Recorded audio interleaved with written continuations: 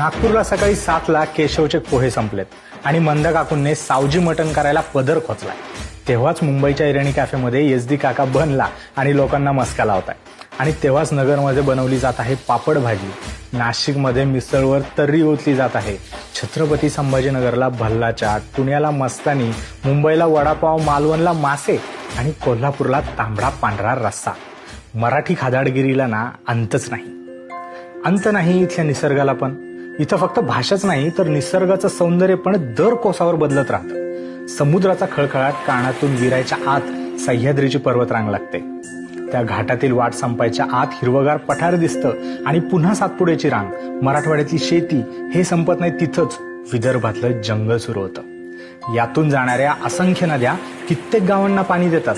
तिथल्या मातीची चव घेतात आणि ती चव तशीच वाहत नेत असतील का त्या पुन्हा समुद्रात? हजारो वर्षांचा इतिहास निसर्गाच्या कुशीतच जाऊन नटून का बसला असेल बरं? बघा ना, सातवाहनांनी वसवलेल्या हजारो वर्ष जुन्या नाणे घाटाजवळ तो रिव्हर्स वॉटरफॉल आहे. मराठवाड्याच्या सपाटीवर अजिंठा वेरूळला जाताना ती डोंगरं लागतात. तोरणमाळ म्हणे सर्वात थंड हवेचं ठिकाण आहे, पण ते एका उष्ण भागात आहे. आणि लोणार तर आहेच मिस्टेरियस, पण तिथल्या दैत्यसुदान मंदिरावर असणारं सुंदर नक्षीकाम सुद्धा अनोखं आहे. त्या तळ्याच्या भोवती असणारी ती मंदिरं कोणी आणि का बांधली असतील ना? उत्सुकता संपून तुम्ही निशब्द होता जेव्हा ताडोबामध्ये माया तुमच्या समोर येते. इथल्या जंगलातील आवाजच निशब्द करतात. शब्द नाही, पण आपसूक गाणे गुणगुणायचे असतील ना तर पावसाळ्यात तामिनी घाटात जा. ते ना स्वप्नात चक्कर मारून आल्यासारखं वाटतं. कितीही फोटो बघितले तरी खरंच वाटत नाही. पण तुम्हाला सुद्धा ट्रिप म्हणलं की कोकण आठवतं का हो? म्हणजे खूप सारे प्लॅन कॅन्सल करून तो जो एक प्लॅन नेहमी सक्सेसफुल होतो ना, तो म्हणजे कोकणाचा. कोकण आपल्या मामाच्या गावासारखं आहे. पुन्हा पुन्हा जाऊ वाटतं आणि त्याच जुन्या आठवणी पुन्हा कुरवळ वाटतात. पण काही तुफानी करावंसं वाटत असेल तर स्वारी दुर्गदर्शनाकडे वळते. कित्येक आजी आजोबा नातवांना घेऊन सुद्धा किल्ला बघायला जातात हो, आणि तिथेच साहसी गिर्यारोहक क्लाइम्बिंग सुद्धा करतात.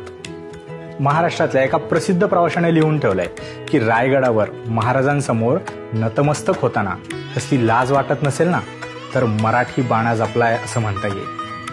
सहज किल्ले फिरायला जाऊन आपल्याला स्वातंत्र्याची प्रेरणा मिळते असं जगात कुठं होत असेल असं मला वाटत नाही. पण महाराष्ट्र बघायला जाणं इतकंही अवघड नाहीये बरं का.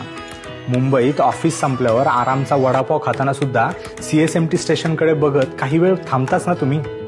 त्या एशियाटिक लायब्ररी समोरून जाताना एक फोटो तरी तुम्ही नक्कीच काढला असेल ना. बरं सोडा, गावाच्या देवळाबाहेर एकदा घरच्यांना घेऊन आपला फोटो असावा असं तरी तुम्हाला नक्कीच वाटलं असेल ना. तो पण तर महाराष्ट्र आहे. घरी जाऊन आईच्या हातचं खाताना जिभेवर जी हक्काची माया पसरते ना, बस तसाच आहे आपला महाराष्ट्र. जेवढा राकट तेवढाच प्रेमळ.